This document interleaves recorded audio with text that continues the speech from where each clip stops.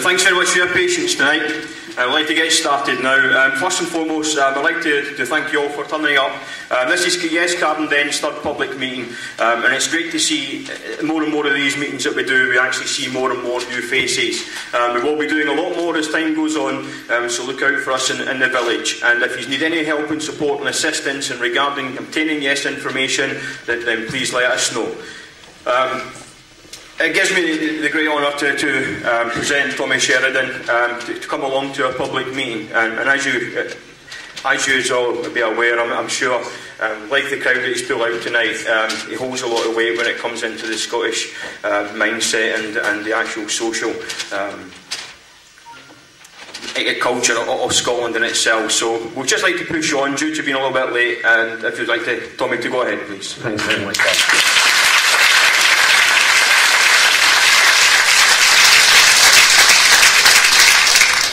Thanks very much for that introduction. I think I've got 2 mics on here and I'm worried about feedback. So there you go, is that one off? How's that? Is that still? Is it too loud?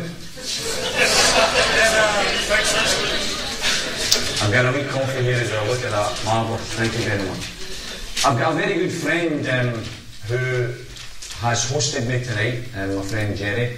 He's staying at his mum's house with Jessie. 89 years of age, but she was still making the tea for us. It was marvellous. And I've had a wee bit of a debate with him. Not so much a debate as him telling me how to say it, because I was calling it Cardenden.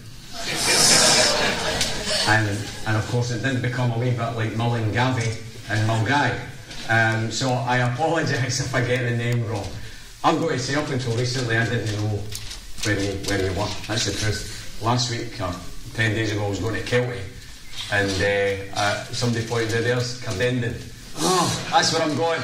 Right, so I'm here, and I very, very much thank you for turning out in such large numbers to tonight's meeting. I hope that I can address 3 sections of the audience tonight. I hope I can address those of you who've already convinced yourselves that it's time for Scotland to stand up and be counted. I hope I'm going to address those of you who have already decided you're voting yes. This meeting is not superfluous to you, even though you've decided to vote yes. Because what I hope will happen is after tonight's meeting, you won't just be a yes voter, you will be a yes ambassador. You will be a yes crusader. You will be a yes campaigner. Because the truth is, all of the opinion polls highlight that if those of us who are already convinced of the need for an independent Scotland convince one more person, we're going to win on the 18th September. That's the reality, folks. That's the reality.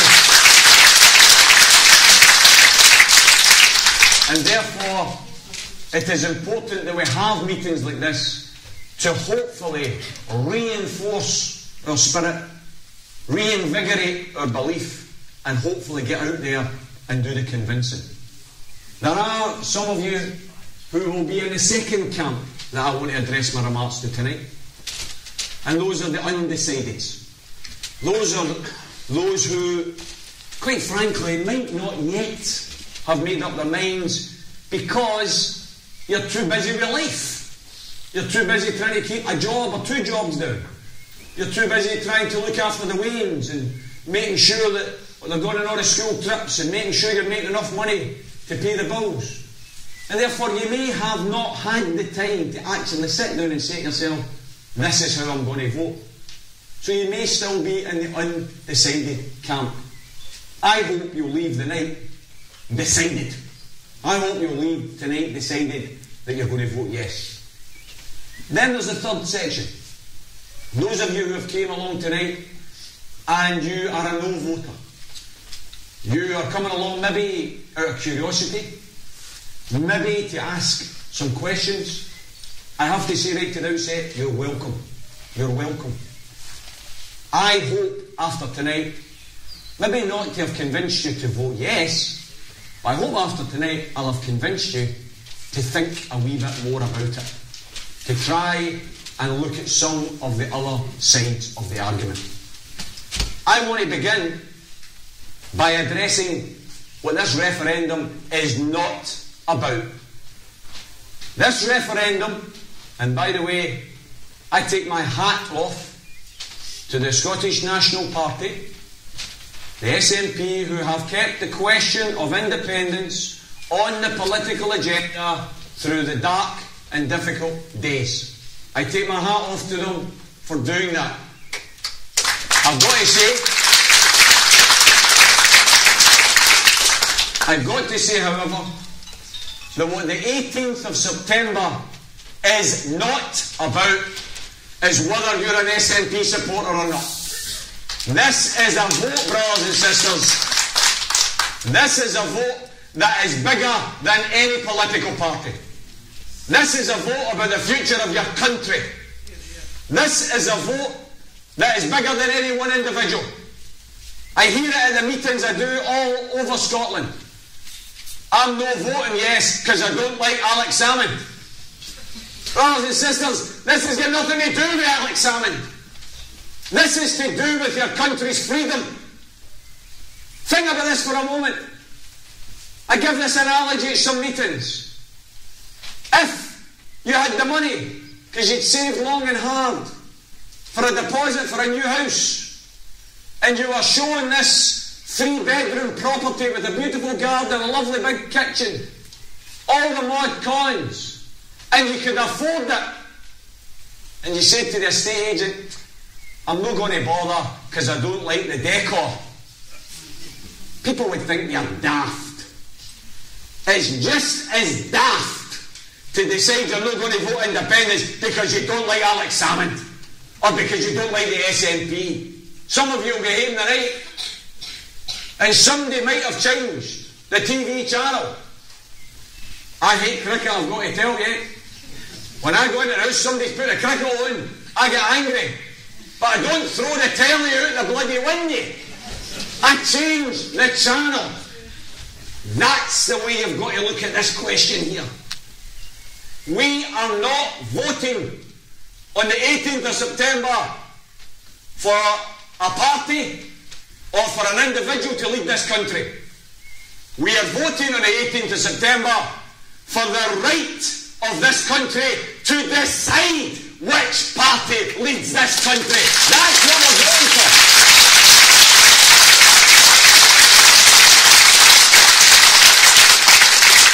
And it's very, very important to understand and to explain to everyone that the referendum is on the 18th of September.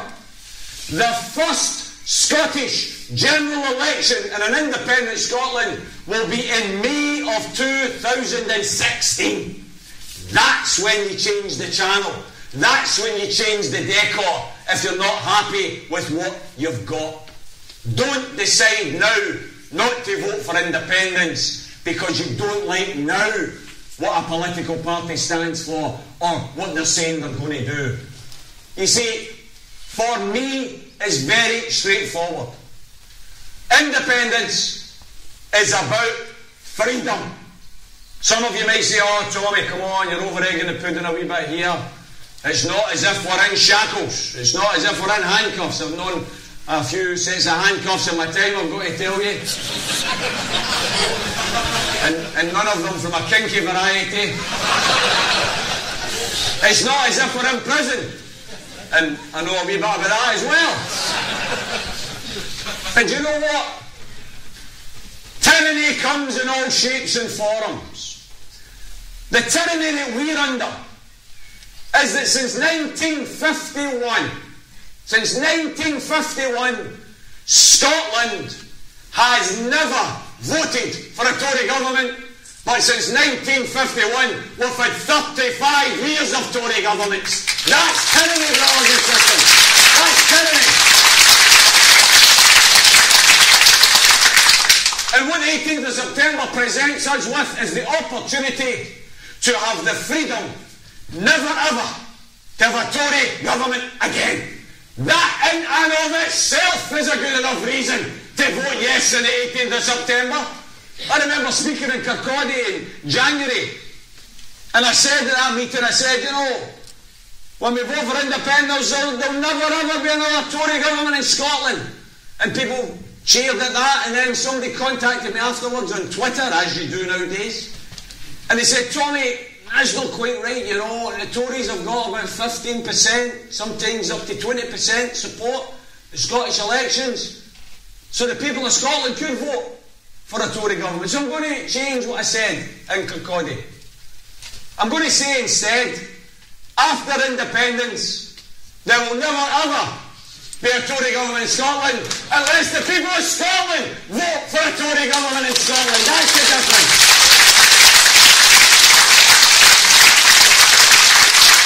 And there is as much chance of hell freezing over or my hair growing back in than there is of the people of Scotland voting for a Tory government. We have the chance for freedom.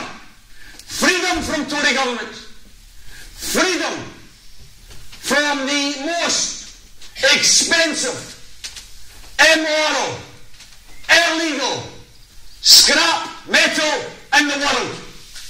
Because let's face it, another single stand-alone reason to vote for independence is we're going to get rid of nuclear weapons once and for all.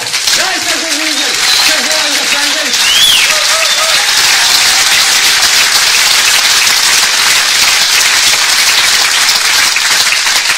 We will be cheered from the rafters by millions across the planet who are fed up to the back teeth of governments who can't feed their wains of the population, but they can buy weapon systems. We want to put peace before the idea that you continue in an arms race, which is a race to the bottom. They're telling us, 14 new fighter jets. These fighter jets cost £2.5 billion per plane. We are going to spend that money on 14 new fighter jets when 51% of the Wales in Springburn are living in poverty. Where's the priorities? We've got a choice. Our proportion of the renewal of Trident is £2.1 billion. £2,100 million. That's our Scotland's share of the renewal of Trident. What could you get instead? Well, here's the list. 5 new hospitals, 100 doctors, 100 dentists, 10 secondary schools, 200 teachers, 30 sports centres, dual the A96 Inverness to Aberdeen, dual the A9 Perth to Inverness. I'm going to ask you, what do you want? Do you want more schools, more hospitals, more doctors, more teachers, or do you want bloody nuclear weapons? I believe Scotland wants to spend money on what matters to people, not an immoral and illegal scrap metal that you're never going to use anyway. That's the reality, brothers and sisters.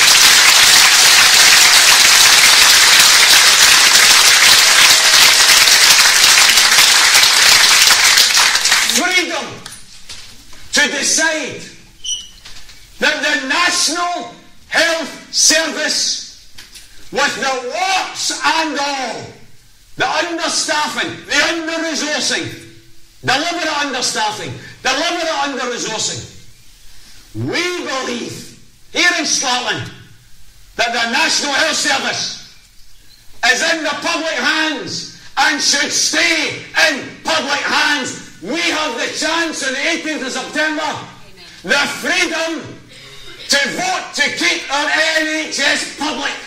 And if you don't think that's a real threat, you ought to open your eyes and see what they're doing right now in England. Right now, they're privatising the health service before our eyes. Consultants with any conscience at all will tell you, if we vote no on the 18th of September, our health service within 5 years will begin to be unrecognisable, and our health service within 10 years will be in the hands of the privateers. You want to save your health service? Vote yes on the 18th of September, brothers and sisters. It's as simple as that.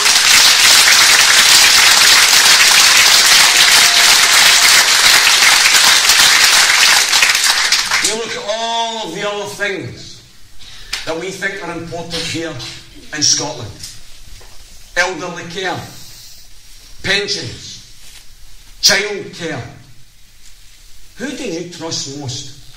Do you trust Westminster, that is hand over fist selling every single asset it can to its friends in the City of London who want to make money out of elderly care, want to make money out of child care? Or do you trust the people of Scotland, that once we're independent, we will spend what is required to improve pensions, improve elderly care, improve child care? Do you trust the people of Scotland share your priorities?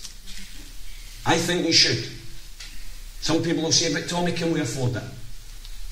Can we afford it? Because that's what we're told all the time, isn't it? We're not big enough. We're not smart enough. We're not rich enough to run our own affairs. Brothers and sisters, it's a lie, a lie, a lie.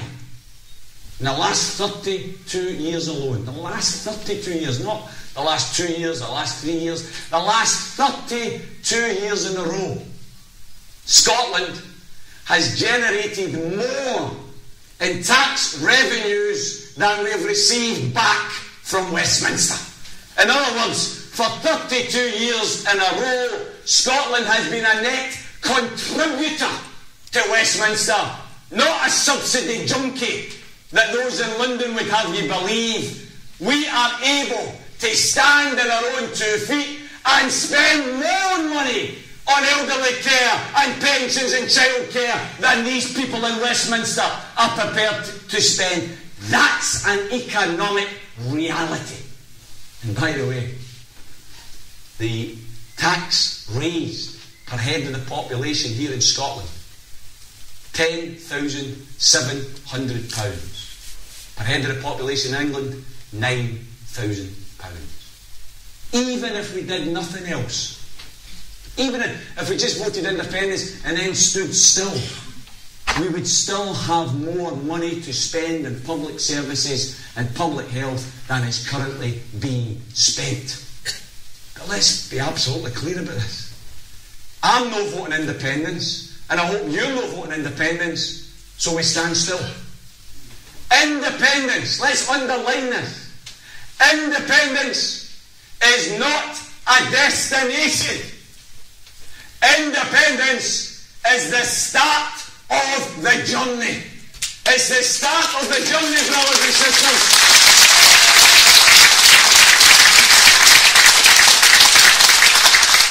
It's the start of the journey to transform Scotland from a country that's been part of the UK, a UK economy which thrives in low wages, thrives in inequality, thrives in child poverty, thrives in zero-hour contracts, thrives on food banks. We've got the chance on 18th of September to cut ourselves off from that and build a new nation that's based on high wages, that's based on higher productivity, that's based on tackling poverty and inequality, that's based on using our national wealth not to make the rich richer, but to make everyone in Scotland better off. That's the reality of what we've got. That's the chance.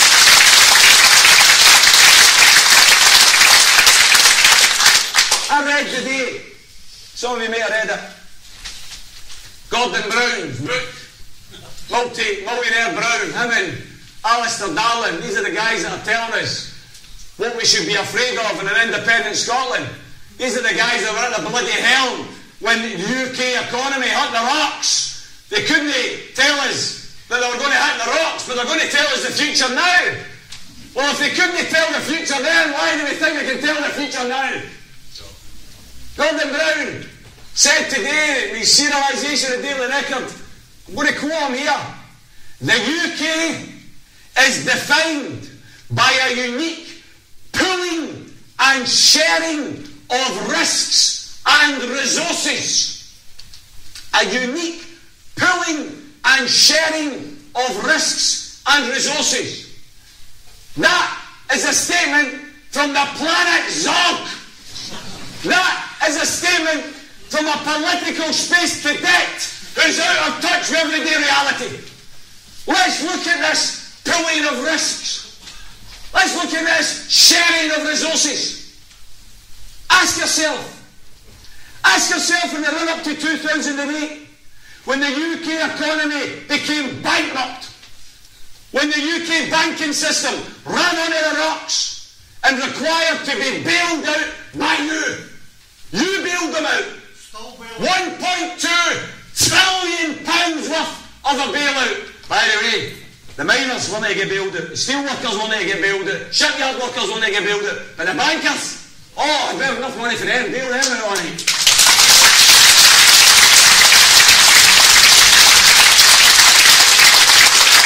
The question is this: how many pensioners, how many low-paid workers, how many asylum seekers, how many immigrants, how many people on benefit were responsible for the economic crisis of 2008? And the answer is none of them. So they're retort. The question is, if none of them were responsible for this economic mess, why the hell are they paying for this economic mess? That's the reality of the life.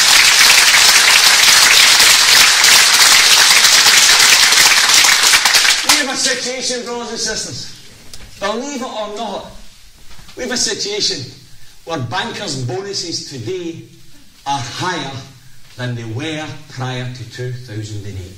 Bankers' bonuses. These people who got us into this mess and the political friends who turned a blind eye because they were getting their wee share of it, they're the ones responsible for what we call austerity. Austerity, punishing the poor for the mistakes of the rich. That's the reality of it. And you've got here Gordon Brown talking about pooling of resources. You look at some of the facts. Britain has got the second lowest pay in the whole of the advanced world. Since 2010, British wages have fallen faster than all but 3 of the 28 countries in the European Union. We work the third longest hours in the developed world. We have the highest housing costs in Europe. We've got the highest rail prices in Europe. We're setting worst for fuel poverty in Europe. We've got the largest percentage of child poverty in Europe. We've got the worst infant mortality rates in Europe. And yet, this is a pooling and a sharing of resources. Here's the reality, brothers and sisters. Here's the reality of the pooling and sharing of resources. Here's an Oxfam report of 2 weeks ago. 900,000 more people. 900,000 more people in the last year are now officially poor. Driven into poverty. The overwhelming majority of them, workers. Workers. 300,000 of them are children. Driven into poverty. You thought Thatcher was bad? Some of you in here, as grey-haired as me, will remember the ravages of Thatcher.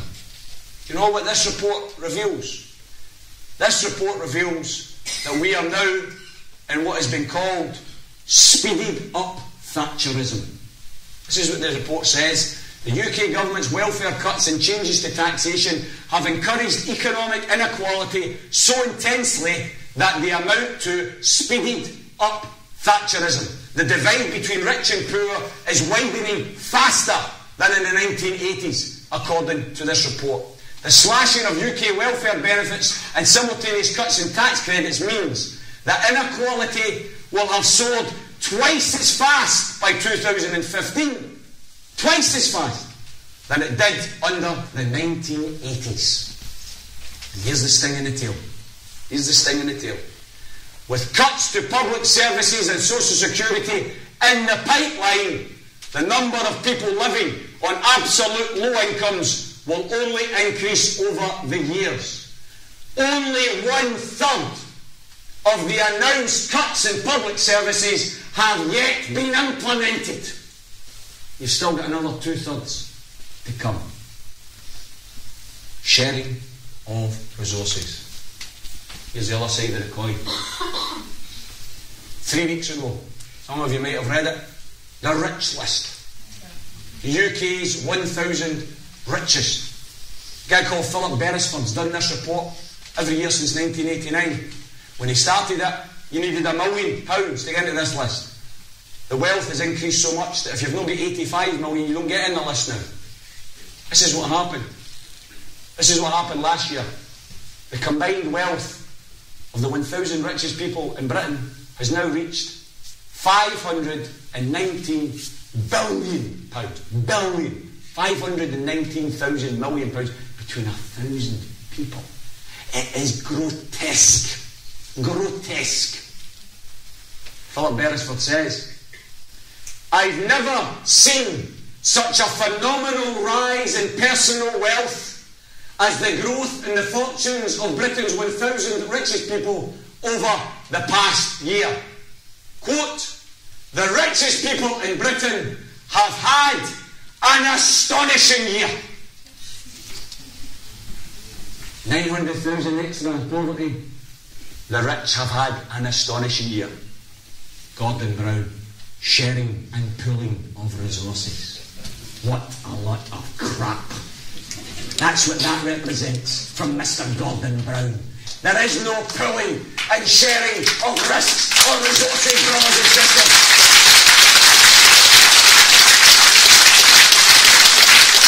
There is no sharing or pooling of risks and resources. What there is a very unequal society that is getting more unequal by the day. The rich are getting richer and the poor are getting poorer. And we've got a chance. We've got a chance on 18th of September to say, no, we've had enough of that. We're going to do things differently. We're going to cut ourselves off from that Westminster Brigade. 29 members of our cabinet. 29 members down there. 23 of them. 23 of them personal millionaires. What do they know about living in a council house? What do they know about living in low pay? What do they know about bloody bedroom tax? You know, in the same week last year that they introduced the bedroom tax for the poor. If you're on a housing benefit, you got with a bedroom tax, your Wayne's going to share a room now. In the same week that they did that, they cut the personal tax for the millionaires by £100,000 a year. Tax cuts for the rich. Bedroom tax for the poor. 91% of Scotland's politicians voted against the bedroom tax. It didn't matter a jot. We still got the bedroom tax. We've got the opportunity here on the 18th of September to stop all of that.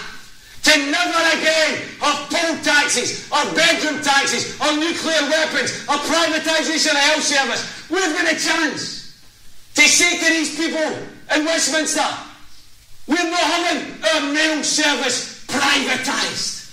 We're going to keep it in the public sector. All what I've talked about there is in the very minimum programme of the white paper. I know campaigning for independence because of the white paper. It's a start. I'll tell you what I want to do. I want to go further. You see, I'm fed up. I'm fed up with people getting ripped off with companies like your Scottish Powers in the world. I'm fed up with companies that do no more than sell electricity and gas and make money for it, you know. Is it rocket science here? You know, it's not exactly a new designer trainer.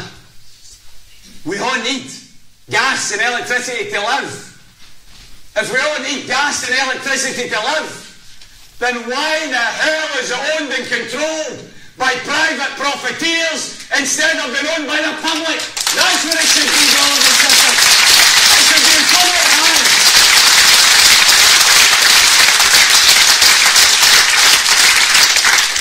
I want our gas back. I want our electricity. I want the trains. I want the buses. I want the things that are the essentials of life to to be run not for profit, but for maximum social provision. That's what these things should be run for. And by the way, the next time you hear somebody going on about, oh, you know, I was on that Dubai, I was on that Abu Dhabi, oh, you want to see it? Beautiful big roads, cracking hotels, they're building all the time out there. Just take a wee minute to think why. And I'll tell you why. It's because in those countries, they do what most countries in the world do. They own the oil, and they use their oil revenue to invest in public works. Why don't we own our oil and invest in public works? Why don't we do that?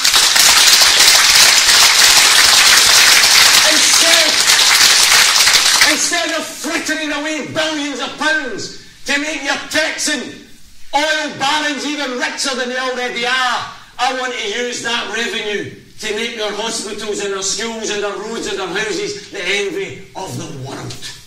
That's what we have as a potential.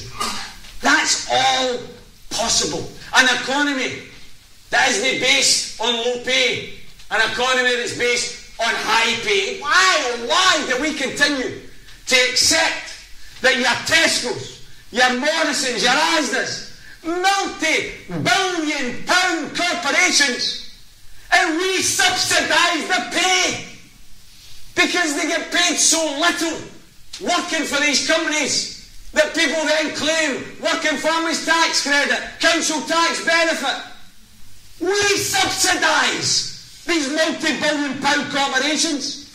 Instead of doing that, why don't we introduce a legally enforceable living wage to enforce these companies to pay people decent wages?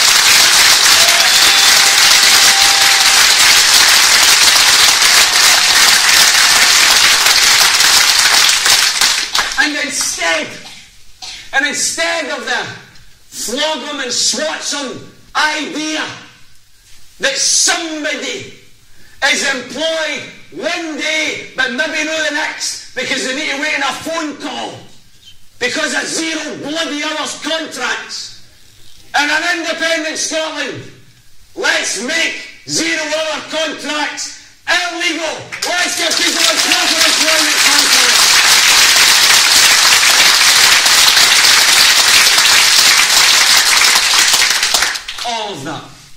All of that and a lot more is possible. You know, people sometimes say, but Tommy, you can't be certain. You can't be certain, you don't have a crystal ball, you can't dot the I's and cross the T's about what an independent Scotland is going to be like. And that's true. I have to admit that. We can talk about our vision, we can talk about the potential, we can talk about what we could do, but that's no guarantee that it's going to happen. I'm going to give you guarantees, but 2 guarantees. Number 1 guarantee, we're not going to do any worse than what these shysters in Westminster are already doing. That's the 1 guarantee. Second guarantee, and the most important guarantee, you want certainties. You want to look for certainties. Here's a certainty for you. You vote no on the 18th of September. On the 19th of September, there will be a continuation with a vengeance of cuts in welfare, cuts in public services, cuts in the living wage. You're going to have a right-wing Tory UKIP coalition in government, and they're going to punish you for daring to even think about going independent. You think things are bad now? I'll give you a certainty, it's going to get worse. It's going to get worse. 500,000 families currently in the 4th richest nation on the planet. 500,000 families rely on food banks.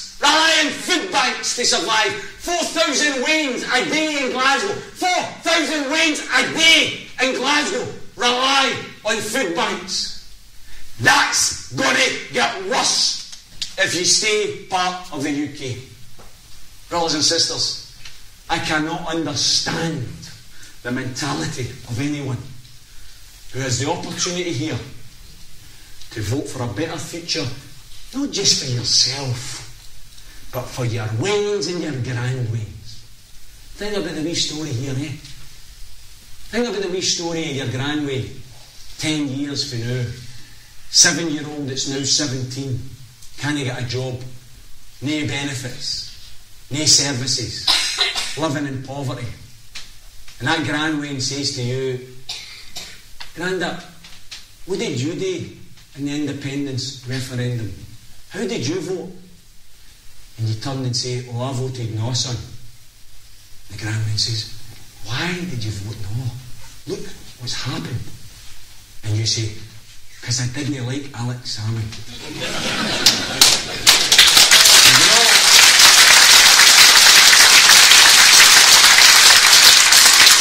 And you know what the Granwain's going to say? Who? That's the reality here. We've got a chance, brothers and sisters. I'm going to finish my remarks by asking you to seize this opportunity with both hands. This is a once in a lifetime opportunity. If we don't take this, then woe betide what's going to happen. It is going to be a devastation of public services. It's going to be a devastation of our health service. It's going to be lower wages, less jobs, less security. And by the way, we'll have new nuclear weapons. No, will we not? We'll have new nuclear weapons. They're poverty, they're inequality, but we'll have nuclear weapons. I ask you, brothers and sisters, and I often try and finish with a wee quote of inspirational political characters. One of them, I saw a young man, he's up the back there, who's got the single most inspirational political historical character in his jersey there, the great John McClain. Sad, by the way, very sad that many people in Scotland will say who, because they don't know who John McClain is. One of the greatest anti-war campaigners, one of the greatest trade unionists and socialists who fought against the First World War when jingoism was in, jailed 5 times for his activities, jailed for sedition in 1918, freed 3 times because of popular pressure. This is a man who said that we are out for life and all that life has to offer. We're out for a Scottish workers' republic. I love that man, John McClain. I'm going to finish another quotation from another inspirational character who's not from Scotland, born in America. He's called Malcolm X. Malcolm X was one of the pioneers fighting for civil rights for blacks at a time when it was dangerous to fight for civil rights for blacks. Malcolm X, along with Martin Luther King, fought hard to get people their basic human rights. Along with Martin Luther King, was assassinated for the fight that he put up. They won those rights. They lost their lives, but they won those rights. He once said, brothers and sisters, Malcolm X, he once said, if you don't stand for something, you might just fall for anything. Brothers and sisters, I'm going to ask you to have the courage on the 18th of September to stand up for freedom, to stand up for a new and a better Scotland, to stand up for independence. Thanks very much.